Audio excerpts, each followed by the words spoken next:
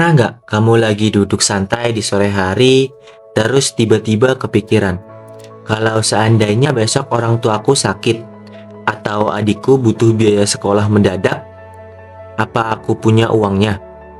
Di saat itu juga kalimat bijak, uang nggak bisa beli kebahagiaan, tiba-tiba terasa hambar banget.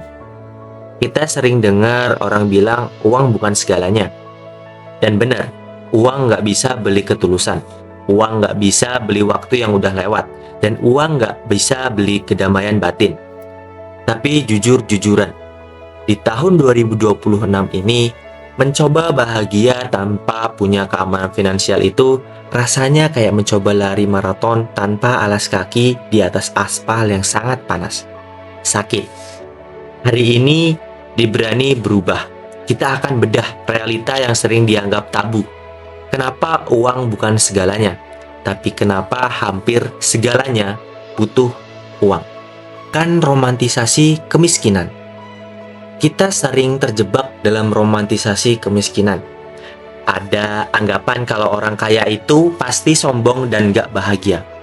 Sedangkan orang sederhana itu pasti lebih tenang. Padahal kebahagiaan gak ada hubungannya sama saldo rekening. Tapi penderitaan sering banget berhubungan sama saldo rekening. Uang adalah alat. Di Indonesia, kita sering merasa nggak enak kalau bahas uang terlalu frontal. Seolah-olah kita ini mata duitan.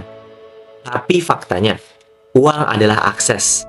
Akses ke kesehatan yang lebih baik, akses ke nutrisi yang lebih sehat, dan akses ke pendidikan yang lebih layak. Mengatakan uang nggak penting saat kamu sendiri masih kesulitan bayar kontrakan itu bukan bijak. Itu namanya penyangkalan atau denial. Kita harus jujur, kita butuh uang untuk menjaga martabat kita sebagai manusia. Uang sebagai oksigen. Bayangin, uang itu kayak oksigen. Kalau kamu punya cukup uang, kamu bahkan nggak kepikiran soal oksigen itu. Kamu bisa fokus bekerja, fokus hobi, fokus ibadah. Tapi, coba kalau oksigennya sedikit. Kamu bakal mengap-mengap. Seluruh pikiranmu cuma bakal fokus ke satu hal. Gimana cara dapat oksigen sekarang juga? Itulah yang terjadi kalau kita kekurangan uang. Kita nggak bisa jadi versi terbaik diri kita kalau otak kita tiap hari cuma dipakai buat mikir, besok makan apa ya? Atau gimana cara bayar utang? Uang nggak bikin kamu jadi orang hebat secara otomatis. Tapi uang membebaskanmu dari masalah-masalah kecil yang bikin kamu nggak bisa fokus jadi orang hebat. Uang beli kamu waktu dan pilihan. Pajak gengsi dan budak angka. Tapi ada sisi gelapnya. Banyak orang yang sebenarnya punya cukup uang, tapi tetap ngerasa kurang. Kenapa? Karena mereka bukan cari uang buat fungsi, tapi buat validasi. Mereka bayar pajak gengsi yang luar biasa mahal. Di tahun 2026, media sosial bikin standar. Cukup itu makin gak masuk akal. Kita butuh uang buat liburan, biar bisa dipost. Butuh uang buat beli barang limited, biar dianggap keren.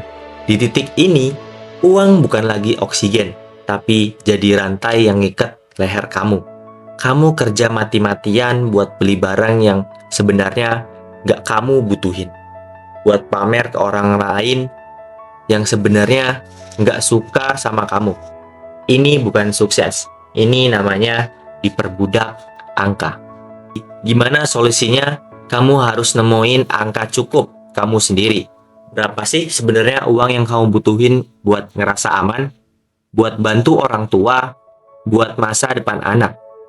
Jangan biarkan definisi suksesmu ditentukan oleh algoritma Instagram dan TikTok. Yang pertama, fokus pada keamanan. Miliki dana darurat. Ini adalah uang ketenangan.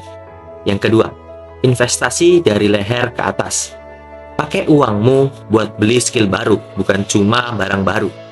Yang ketiga, beri nilai pada uang. Ingat, uang cuma kertas atau angka digital kalau nggak dipakai buat hal yang bermakna.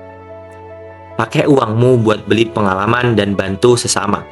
Itulah saat uang benar-benar jadi alat kebahagiaan. Uang memang bukan Tuhan, tapi uang bisa jadi asisten yang sangat baik kalau kamu tahu cara ngaturnya. Jangan benci uang, tapi jangan juga menyembah uang. Carilah uang sebanyak-banyaknya dengan cara yang halal dan berkah. Tapi jangan biarkan hatimu ikut terjual di dalamnya. Pakai uangmu buat ngebangun dunia yang lebih baik. Dimulai dari keluargamu sendiri. Jadi, apa langkah finansial pertama yang mau kamu ambil minggu ini?